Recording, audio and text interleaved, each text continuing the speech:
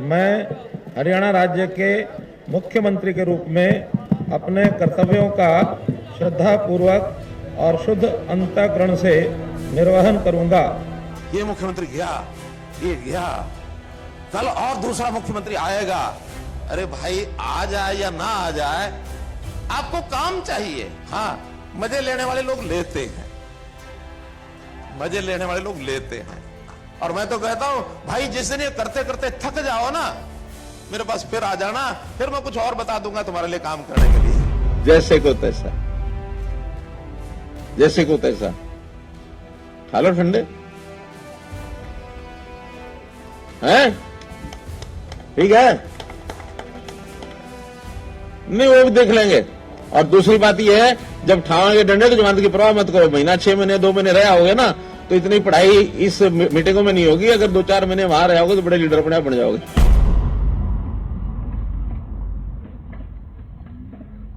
वो हल हो जाएगी, चिंता मत करो। वो एक जज है, उसके माथे में कुछ गड़बड़ है, तो ठीक करेंगे उसको।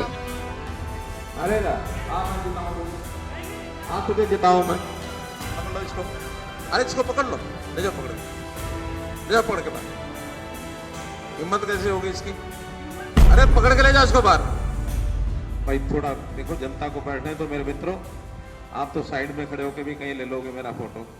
थोड़ा साइड में हो जाओ, और साइड में हो जाओ। मुझे जनता को संबोधन ज्यादा देना है, आपकी साइड में आओ, और साइड में आओ।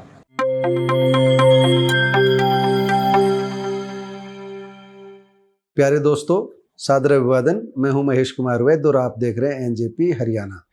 दोस्तों, यह खबर तो हर व्यक्ति जानता है कि आज 5 मई को पूरे प्रदेश में केंद्रीय मंत्री व हरियाणा के पूर्व मुख्यमंत्री मनोहर लाल खट्टर का जन्मदिन मनाया गया।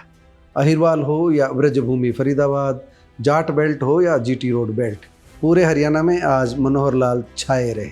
शायद ही किसी पूर्व मुख्यमंत्री के सम्मान में इस तरह के रक्तदान शिविर आयोजित हुए हों, दूसरे सेवा कार्य आयोजित हुए हों, जितने 5 मई को हरियाणा में आयोजित किए गए।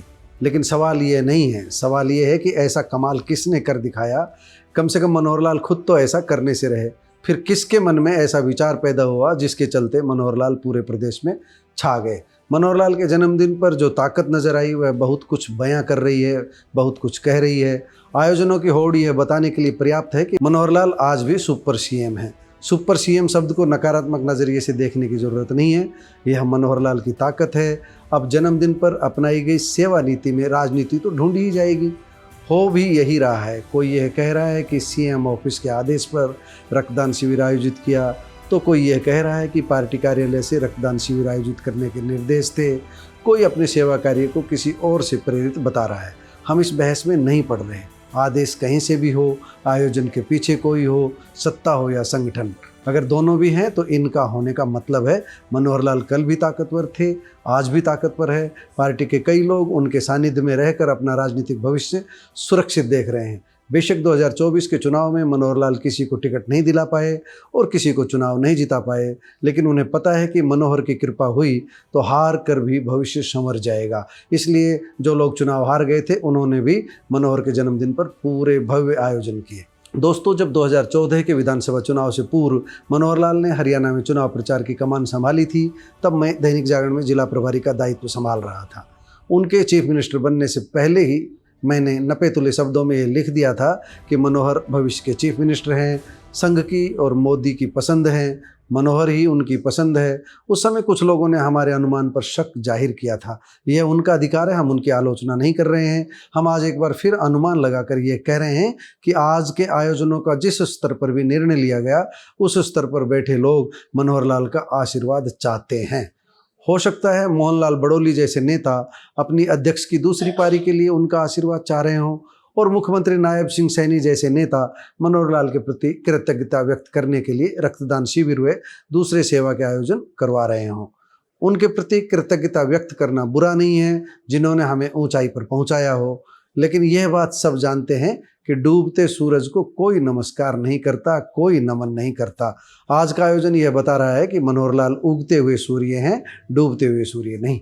केंद्रीय ऊर्जा मंत्री के पास दूसरों को नेता बनाने के लिए भरपूर ऊर्जा है। सत्ता में रहते हुए रही होगी मनोहर की कुछ कमजोरियां, लेकिन उनका बिना खर्ची पर्ची नौकरी देने का काम हमेशा याद किया जाएगा।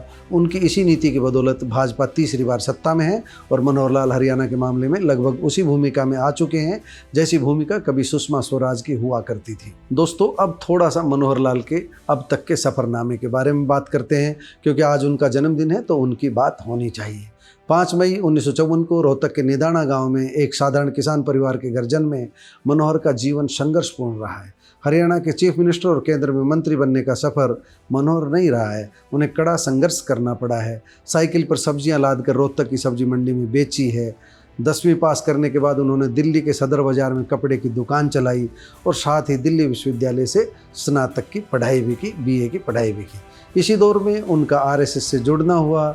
परिवार पाकिस्तान से आकर रोहतक के निदाना गांव में बसा था, लेकिन बाद में मनोहर के परिवार ने निदाना के पास बनियानी में खेती की ज़मीन ली और वहां खेती शुरू की थी। एक समय था जब मनोहर लाल भी वहीं खेती में हाथ बटाया करते थे। मनोहर लाल का परिवार साधारण था, हजारों विस्थापितों की तरह मनोहर का भी यह संघर्ष का दौर था।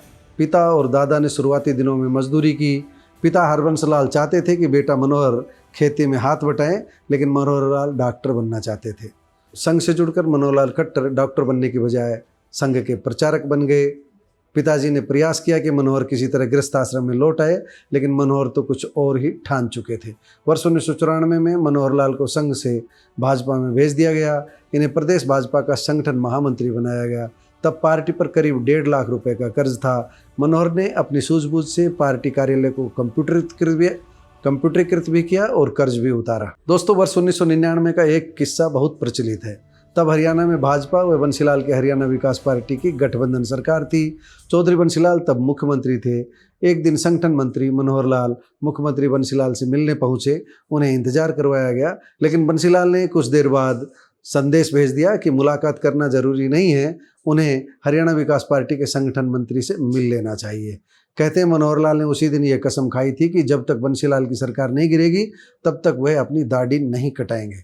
सुषमा स्वराज बंसीलाल सरकार को बचाना चाहती थी, लेकिन मनोहर ने बंसीलाल सरकार को चलता करने का मन बना लिया था। रस्साकसी में महीनों बीत गए, लेकिन भाजपा ने जब समर्थन वापस लिया तो बंसीलाल सरकार को जाना पड़ा। हालांकि बंसीलाल ने कांग्रेस की मदद से कुछ दिन तक सरकार चलाई, लेकिन जल्दी ही मनोहर का संकल्प पूरा हो गया। 15 वर्ष बाद मनोहर चीफ मिनिस्टर बने।